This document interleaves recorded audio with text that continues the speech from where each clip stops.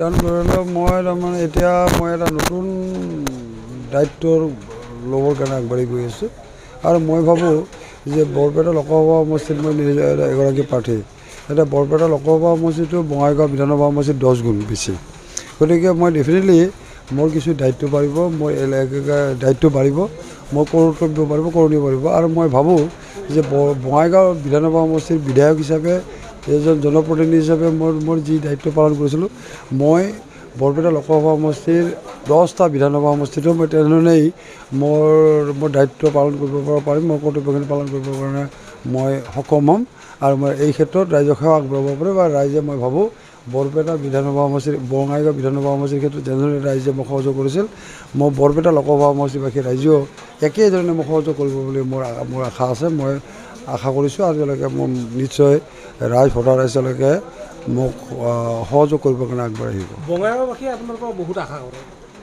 বৰপেটা লোকসভা সমষ্টিত আপুনি বঙাইগাঁওক কিভাৱে গুৰুত্ব দিব? নাই বঙাইগাঁও চাওক, মোৰ এইটো হোম এছেম্বলি কনষ্টিটিউচি, মোৰ হোম কনষ্টিটিউচি। গতিকে ডেফিনেটলি মই বঙাইগাঁৱৰ প্ৰতি মোৰ এটা দুৰ্বলতা থাকিব। গতিকে মই আগতে যেনেধৰণে আছোঁ তেনেধৰণে বঙাইগাঁৱৰ প্ৰতি মোৰ এটা দুৰ্বলতা থাকিব। এতিয়া বঙাইগাঁৱৰ এগৰাকী নতুন বিধায়ক হ'ব।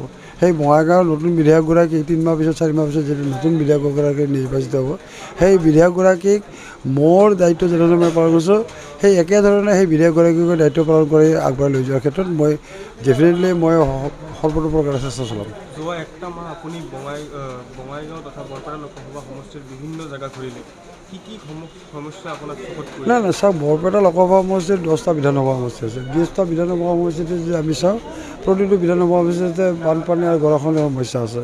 প্ৰধান আচলতে এতিয়া গোটেইকেইটা সমষ্টিতেই এটা তাৰমানে কমন সমস্যা হৈছে বানপানী আৰু গৰাখহনীয়া। তাত বাহিৰেও ধৰি লওক আমি যদি চাওঁ যে বোলে মই তাৰমানে অসম আন্দোলনৰ জৰিয়তে গঠিত এটা অসম গণ পৰিষদ দলটোৰ পৰা মই আহিছোঁ।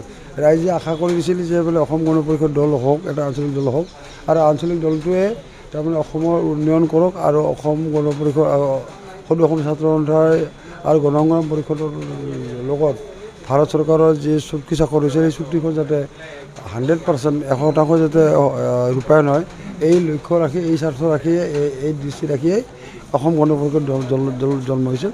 আৰু মই যিহেতু অসম গণ পৰিষদ দলৰ এজন সদস্য, অসম গণ পৰিষদৰ এজন সেনা, গতিকে ডেফিনেটলি মই এই অসম চুক্তিখন ৰূপায়ণ হোৱাৰ ক্ষেত্ৰত মই মনোযোগ দিম। তৃতীয়তে ধৰি লওক, এতিয়া যদি আমি কওঁ যে বৰপেটা লোকসভা সমষ্টিটো অন্যান্য লোকসভা সমষ্টিবিলাকৰ তুলনাত কিছু পিছপৰা। গতিকে বিভিন্ন দিশত পিছপৰা, ইণ্ডাষ্ট্ৰীৰ দিশত হওক বা অন্যান্য দিশত হওক।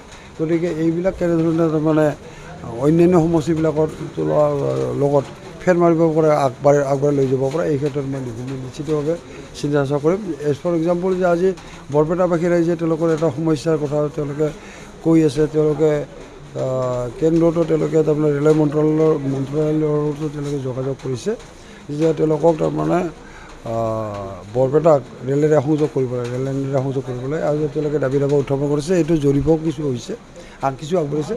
এই যিটো তাৰমানে বৰপেটা ৰেলৰ সংযোগ কৰাৰ যিটো দাবী ৰাইজৰ, এই দাবীটো কেনেধৰণে এই 5টা বছৰত, মোৰ কাৰ্যকাল 5টা বছৰত কেনেধৰণে তাৰমানে সম্পূৰ্ণ কৰিব পৰা, কেনেধৰণে কাৰ্যকৰী কৰিব পৰা যায়, তাৰ ব্যৱস্থা নিশ্চয় কৰিম। আৰু 6 জনগোষ্ঠীৰ যিটো সমস্যা, এইটো জ্বলন্ত সমস্যা। ময়ো সেই 6 জনগোষ্ঠীৰে এটা জনগোষ্ঠীৰ হয়, গতিকে ডেফিনেটলি সেই 6 জনগোষ্ঠীৰ কথাটো মই চিন্তা চৰ্চা কৰিম। শেষৰ প্ৰশ্ন এটা যে আপোনাৰ এটা খুবেই চৰ্চা হৈ আছে, আপুনি MP হৈ অহাৰ পিছত আপুনি কোনজন কেনেকুৱা ধৰণৰ ড্ৰেছ মই তাৰমানে গতানুগতিক যিটো ড্ৰেছ মই পিন্ধি আছোঁ, যিটো মই লং পেণ্টৰ চাৰ্ট পিন্ধোঁ, মই কেতিয়াবা তাৰমানে মনলৈ পায়জামা পিন্ধি মই এই দুটা ড্ৰেছৰ ভিতৰত বেলেগ নাই বস্তুটো আগতে মই শিক্ষণ থকাত মই হেৰিত গৈছোঁ, কি কয় পাকা পেণ্ট পাই গৈছোঁ। মই পাকা পেণ্ট পাইতো নাথাকোঁ সদায়, গতিকে যেতিয়া যাম তাতে তাৰপিছত মই কালিও তাতে গৈছিলোঁ, তাতে পাকা পেণ্টে সেই চেলুনটো মই কালি চেলুনখনৰ কাৰণে সেই চেলুনখন আমাৰ AGPA কাৰ্যালয় নিৰ্বাচনী কাৰ্যালয়ৰ পিছফালে অৱশ্যে হেৰি আছে।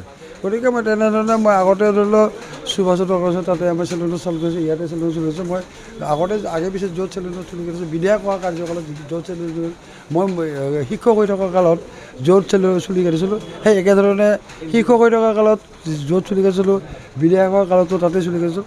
আৰু মই ভাবিছোঁ যে MP হোৱাৰ কালতো মই এই একেই দোকানত, একেই চেলুনত নাই কোনো পধ্যে পাহৰি নাযাব, কোনো ধৰণে পাহৰি নাযাব।